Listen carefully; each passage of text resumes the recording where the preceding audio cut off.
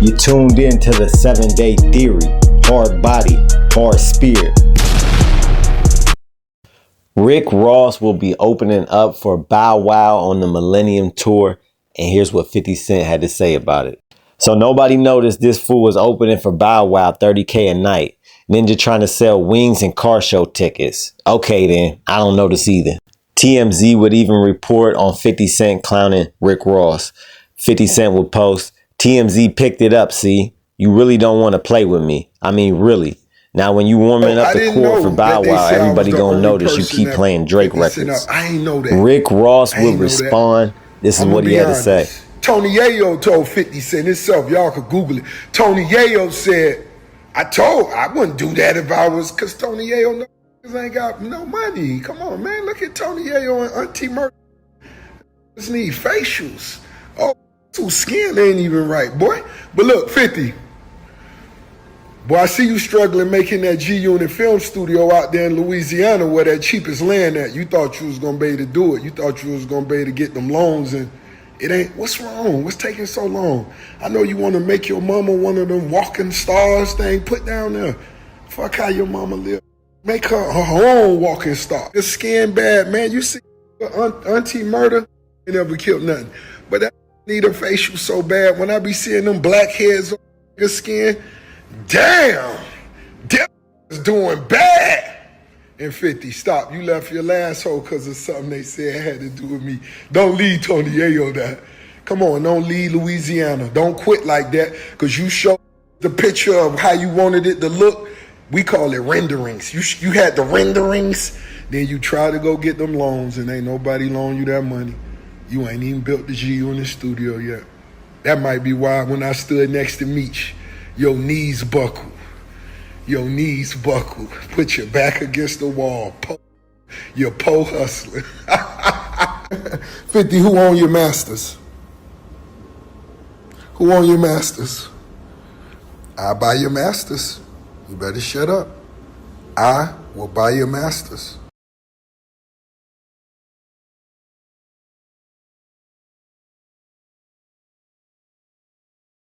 What up, my people? You tuned into the 7-Day Theory. Hard body, hard spirit. Check this. Rick Ross and 50 Cent drama continues. It look like it ain't never gonna stop. This beef is eternal. It's forever. It don't end. These brothers was beefing 20 years ago, and they still keeping it going. Both of these brothers are petty. We know 50 Cent is the petty king. He is the troll king. He is the ultimate final boss troll. Rick Ross, he's a close second. He is a close second. Now, Rick Ross is going, and this when I heard this seems weird, but I guess they was popping at around the same time. Omarion they doing the Millennium Tour. Bow Wow, Omarion, Trey Songz. Now all these brothers was popping at the same time, but Rick Ross, he is in a whole nother, like, he's a gangster rapper. Bow Wow, Omarion, this is like R&B, this is like pop type records. They ain't even in the same lane for real. So when I heard this, I was like, what? Rick Ross, I don't know if he down bad or what, but this is not the type of tour that somebody like him usually goes on. They usually have artists that are kind of in the same genre. Rick Ross is not, he in a whole different category than Bow Wow, Trey Songz, and Omarion. Whole different category. But he got the news dropped that Rick Ross is performing, opening up. He ain't even the headline. He is opening up for Bow Wow. And look, get your money how you get your money. But if we comparing tours, G-Unit 50 Cent, they put on their own tours. They do their own. They don't open up for nobody. They headline their own tours. They don't need to go on tour with anybody else. 50 Cent tours. He had a stay in Las Vegas. Only like top tier artists get that for real. And so 50 Cent proceeded to clown Rick Ross. He said, "Oh, so ain't nobody gonna say nothing? Ain't nobody gonna say nothing about Rick Ross opening up for Bow Wow." He posted to Instagram. TMZ caught wind of it. They posted the story. He posted again. He reposted their post of him clowning and roasting Rick Ross. Rick Ross responded as he per usual, as he usually does. And look, I love it. I love it when Rick Ross. He's just naturally funny. I just he can roast. He can get on somebody. He did it very, very funny, very well when he was getting on Drake, talking about his nose, talking about he had a nose job and all this, talking about I was calling him white boy and all that. Right, funny stuff. He said, but look, this is the key part that he said in that response. He said, "Who owns your masters, 50?" Obviously, he knows something we don't.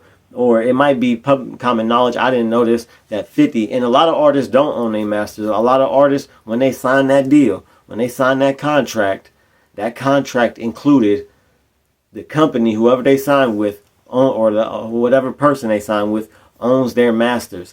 And this is one of the things that a lot of artists really want to try to get back, because look, when you own your masters, anytime your song is played anywhere for any reason, you get paid for it. Now, if someone else owns your masters and your song is getting played, you ain't getting that money. Whoever owns your masters, that's who's getting that money. And a lot of artists, I know years back, a lot of artists was selling their masters, but they were selling their masters for a lot, like a big come up. A lot of artists, I forget who it was, but they were selling they masters for, and you don't have to sell. You can break it down. Like you could sell your masters to just one album. You could sell your masters to just one song, right? You don't have to sell your whole catalog. You can sell bits and pieces and songs, whatever you want to do. But a lot of artists sold their whole catalog and they was making like 100 million, 150 million, 200 million, 50 million, right? So to them, a lot of the artists that sold their masters, they'd rather have that big paycheck, that big bag, that really like life-changing, wealthy money, long money to where their children is going to be rich because they sold their masters. And so a lot of them, that's worth it, because look, if you set and your kids are set for life when you sell your masters, then to each his own. If that's what you want to do, to come up like that, to have that much money, yeah, I'll probably think about selling my masters too. But you got to think about in the long run how much money you would make if you owned your masters, right? Because like I said, every time a hit song, if you got one hit record and it gets played in commercials or whatever, they got to pay you. Now that amount, I don't know how much that amount is, but I'm pretty sure it's probably a good amount, especially if you going like if you keep track of the data and the money that you're making over a long period of time. It adds up. That's why they can sell these masters for like 100 million, 200 million, because the people that buy it, they're gonna make that back, especially in the long run, because we know that when hit songs go out, it could be 20 years, it could be 30 years later, they still play songs from the 80s, from the 70s, from the 60s in commercials and in movies, and they pay for that. They pay well for that. So 50 Cent, Rick Ross is claiming 50 Cent is not as rich as he claims to be, not the boss that he claims to be, because he said he was trying to build G-Unit studios in Louisiana where it's probably the cost of living is probably down, it's probably a lower cost, like buying land is probably a lot cheaper down there. He said he couldn't even do that. He couldn't even build the G-Unit studios. He couldn't have nobody give him a loan. Now, is that true? I don't know. He probably just clowning. He probably don't know. But that's what 50 was trying to do. And Rick Ross is saying, look, I'll buy your masters. I will buy your masters. Does Rick Ross got that kind of money? I don't know. I don't be pocket watching. A lot of these YouTubers, a lot of these people, they be pocket watching. Oh, they made this money. I really don't care about none of that. I don't care about how much they make. That's their business. It don't do nothing for me to know or want to know what another man makes or what they got in their pocket, right? It don't got nothing to do with me. I really don't care about it. It don't move the needle for me. But a lot of these YouTubers, a lot of these bloggers be really into pocket watching, and oh, he made this and that, and he made this off of that, and this how much his net worth is, right? They have a whole Forbes list. They have a whole Forbes list every year that comes out and tells you who's the richest celebrities, who's the richest people in the game. So I don't know how much Rick Ross got, but he's claiming that he got enough to buy his masters. Who knows how much? I'm pretty sure that 50 Cent's masters that'd be a pretty penny right there. If you buying his masters, 50 Cent, Get Rich or Die Trying, that's a pretty penny that you would be paying for that. especially when you got Clap, you got In the Club, Wangster, you got all these hit records that still go years later. He goes on tours and performs these songs, and he sells out. He does stadiums and all that. So I'm pretty sure it is not cheap if you buy 50 Cent's masters. Y'all let me know what y'all think in the comments.